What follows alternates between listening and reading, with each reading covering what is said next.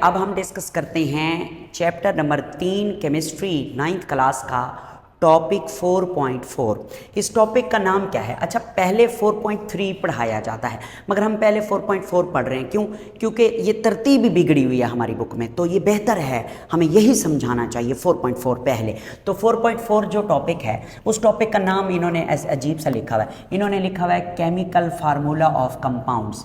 अगर मैं इस बुक को लिखने वाला होता ना तो मैं इसका नाम लिखता find molecular formula from empirical formula, या मैं इसका टॉपिक लिखता, इसका नाम लिखता रिलेशनशिप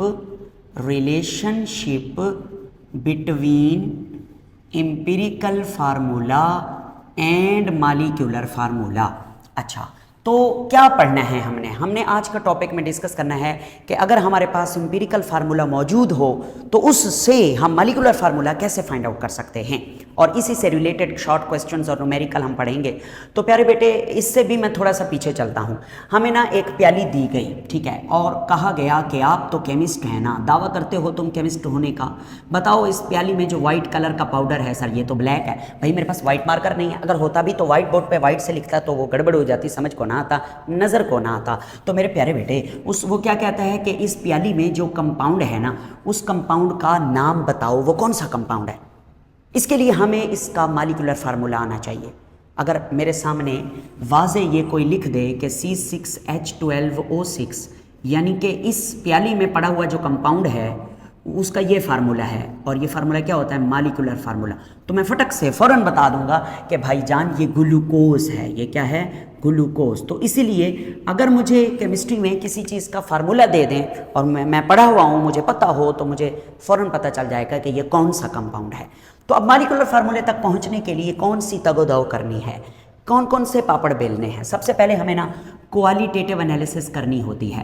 क्वालिटेटिव एनालिसिस में हम मालूम करते हैं क्या क्या है, यानी इस कंपाउंड, इस पाउडर में कौन कौन सा एलिमेंट है। पता चला कार्बन है, हाइड्रोजन है, ऑक्सीजन है। किसी भी तरीके से ये पता चला कि कार्बन है, हाइड्रोजन है और ऑक्सीजन है, तो इसका मतलब हमने क्या फाइंड आउट कर लिया? हमने क्वालिटी पता कर ली, क्या क्या है, कौन कौन सी चीज़ है, हमने उनके बारे में पता कर लिया कि इसमें कार्बन है, हाइड्रोजन है, ऑक्सीजन है। अब हम ये देखते हैं कि अगर ये 20 ग्राम है, ये 20 ग्राम है ये पाउडर, तो इसमें कितने ग्राम कार्बन है, कितने ग्राम हाइड्रोजन है, कितने ग्राम ऑक्सीजन है।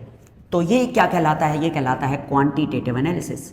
हम कितना है, जब ये मालूम करेंगे ना कितना कितना है, तो उसे कहेंगे क्वांटिटेटिव एनालिसिस। जब हम ये फाइंड आउट करते हैं कि क्या क्या है, तो उसे कहते हैं क्वालिटेटिव एनालिसिस। जब हम ये फाइंड आउट करेंगे कि कितना कितना है, यानी कार्बन 20 ग्राम है, 20 ग्राम में कार्बन 3 ग्राम है, हाइड्रोजन 10 ग्राम है, तो ये कौन कितने ग्राम है, ये जब हम पता करेंगे तो इसे कहेंगे हमने क्वांटिटेटिव एनालिसिस की है।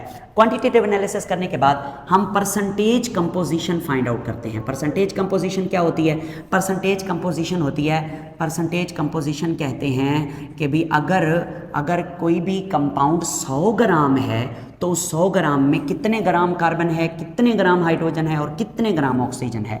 तो परसेंटेज कंपोजिशन फाइंड आउट करने के बाद हम जो है ना वो एटॉमिक रेशो फाइंड आउट करते हैं, जिसे सिंपलेस्ट एटॉमिक रेशो का नाम दिया जाता है। वो शायद अगली क्लास में यानी फर्स्ट ईयर में जाके एक्सप्लेन करे, हमारी बुक में सिर्फ उसने लिखा हुआ है, इसका कोई न्यूमेरिकल नहीं दिया हुआ हमें। तो सिंपलेस्ट एटॉमिक रेशो जब हम फाइंड आउट कर लेते हैं, जैसे हमने की थी 1:2:1, जैसे कि हमने कहा था कि कार्बन की 1 रेशो, H की 2 और ऑक्सीजन की 1, तो ये जो रेशो होती है, इस रेशो से हमें मालूम हो जाता है फ़ौरन क्या एम्पिरिकल फार्मूला, क्योंकि हमने पहले पढ़ा हुआ है कि इस रेशो को ही, इस सिंपलेस्ट रेशो को ही एम्पिरिकल फार्मूला कहते हैं। फिर एम्पिरिकल फार्मूला से हम मॉलिक्यूलर फार्मूला फाइंड आउट करते हैं, और मॉलिक्यूलर फार्मूले को देखते ही हमें नाम पता चल जाता है कि ये कौन सा कंपाउंड है। तो सर हमने आज क्या पढ़ना है? हमने फर्ज यहाँ से यहाँ तक का सफ़र पढ़ना है कि हम मॉलिक्यूलर फार्मूले से एम्पिरिकल फार्मूले में कैसे जाते हैं। उसका एक शॉर्ट सादा सा फार्मूला है, और एक आपके पास रिलेशनशिप है। वो रिलेशनशिप क्या है कि मॉलिक्यूलर फार्मूला, ठीक है, molecular formula is equal to n into empirical formula. ये है वो रिलेशनशिप जिसकी मदद से आप क्या कर सकते हैं? एम्पिरिकल से मॉलिक्यूलर मालूम कर सकते हैं, मगर कैसे? मगर इस तरह से भाई, यहाँ पे आप एम्पिरिकल फार्मूला पुट करेंगे, यहाँ पर n की वैल्यू पुट करेंगे, दोनों को मल्टीप्लाई करेंगे, जो जवाब आएगा वो मॉलिक्यूलर फार्मूला होगा। अब सवाल ये पैदा होता है कि ये n क्या है। आइए n लिखते हैं। n is equal to molecular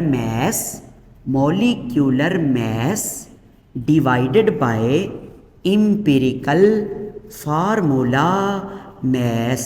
ये क्या बला है, ये अब आपको मैं समझाता हूँ बेटा जानी। जो मैस एम्पिरिकल फार्मूले को मॉलिक्यूलर फार्मूले को देखकर जो मैस लिखा जाता है उस मैस को कहते हैं मॉलिक्यूलर मैस, और जो मैस एम्पिरिकल फार्मूला को देखकर मालूम करते हैं उसे कहते हैं एम्पिरिकल फार्मूला मैस।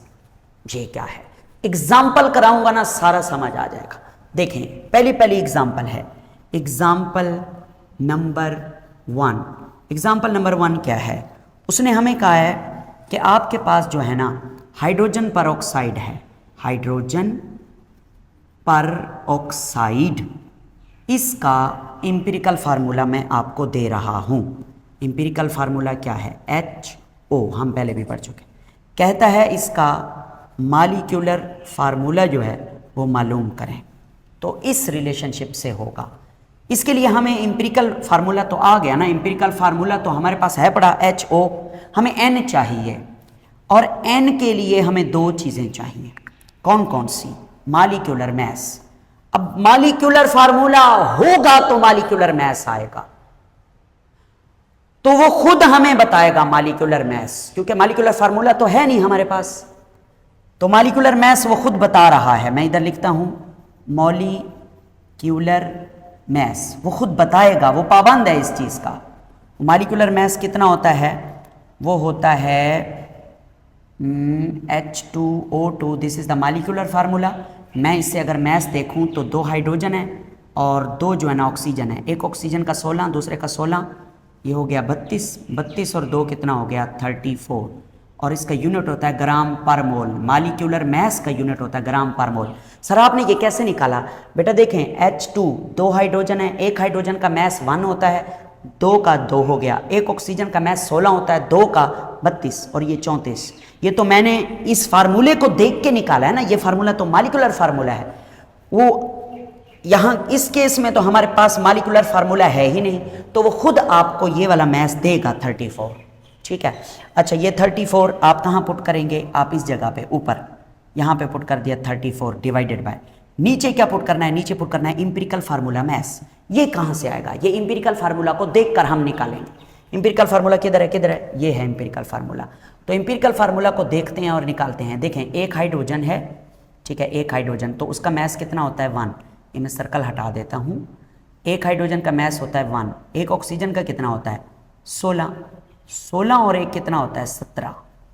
तो 17 क्या है? वो एम्पिरिकल फार्मूला को देखकर जो मैस हमने निकाला उसे कहते हैं एम्पिरिकल फार्मूला मैस। उसे नीचे पुट करेंगे, जवाब 17 एकम 17, 17 दूनी 34, 2 आया आंसर। अब इस 2 को इधर पुट करो, molecular formula is equal to 2, और इस एम्पिरिकल फार्मूला की जगह पे आप क्या पुट करेंगे? ये वाला एम्पिरिकल फार्मूला, ये HO। सॉल्व करो इसे। Molecular formula is equal to, ये 2 मल्टीप्लाई हो रहा है इसके साथ, H2O2, ये निकल आया मॉलिक्यूलर फार्मूला किसका?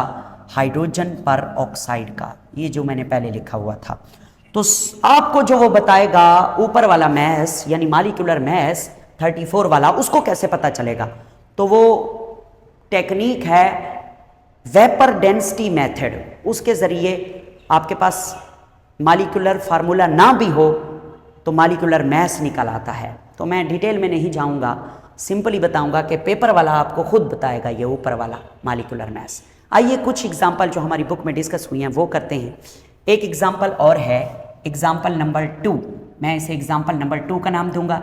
एग्जाम्पल नंबर 2 में क्या है मेरे बेटे?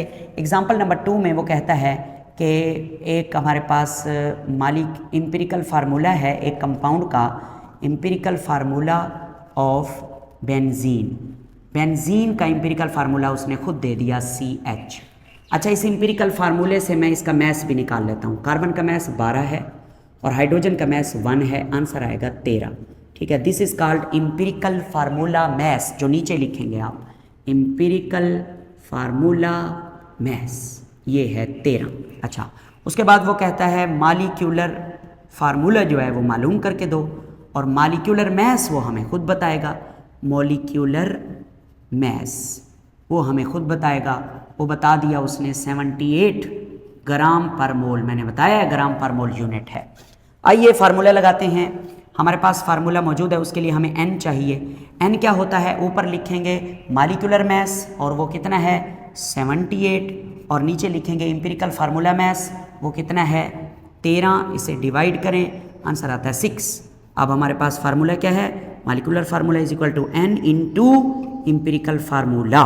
तो molecular formula is equal to n की जगह 6, आगे इंपिरिकल फार्मूला ऑफ बेंजीन कितना है CH, इसको पुट करें, सॉल्व करें, molecular formula is equal to C6H6, ये निकल आया। लो जी, इसी तरह हम आगे चलते हैं, एक और एग्जाम्पल करते हैं, एग्जाम्पल नंबर 3। ठीक है, और वो किसकी है, वो है ग्लूकोज की।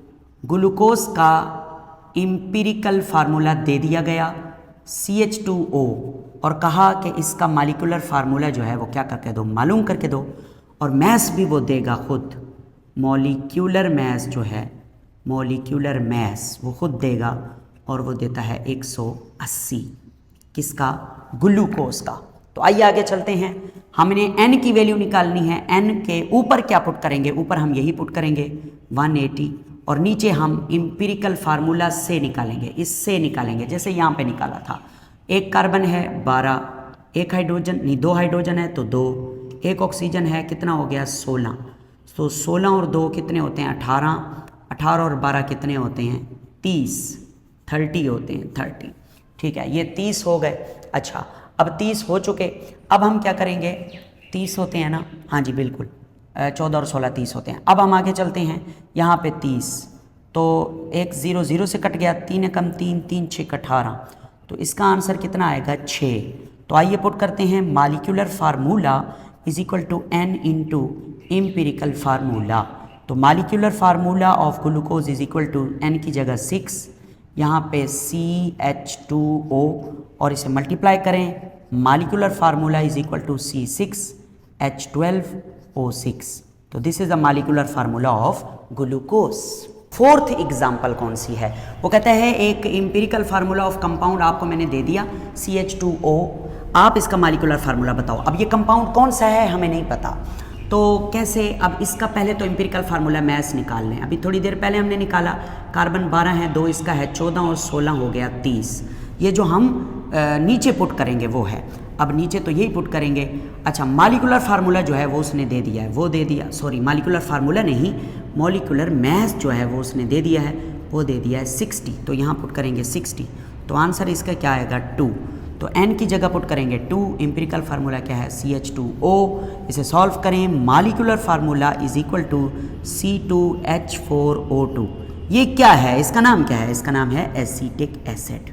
ये एसिटिक एसिड का मालिकुलर फार्मूला है, और हम इसे किताबों में यूँ लिखते हैं CH3C+OOH, यानी 2 कार्बन 3 और 1 4 हाइड्रोजन 2 ऑक्सीजन, या हम इसे इकट्ठा करके यूँ भी लिखते हैं CH3COOH। This is called acetic acid का molecular formula, 2 carbon 4 hydrogen 2 oxygen. फिर वो कहता है कि कोई से, एक आखिरी सवाल जो हमारी इस बुक में इस टॉपिक में मौजूद है, वो कहता है कोई से ऐसे 3 कंपाउंड्स के नाम लिखें जिनका मालिकुलर और एम्पिरिकल फार्मूला अलग अलग है। ग्लूकोज का मालिकुलर अलग है, एम्पिरिकल अलग है, बेंजीन का मालिकुलर अलग है, एम्पिरिकल अलग है, और हाइड्रोजन पर ऑक्साइड का मालिकुलर अलग है, एम्पिरिकल अलग है। तो ये था हमारा आज का टॉपिक।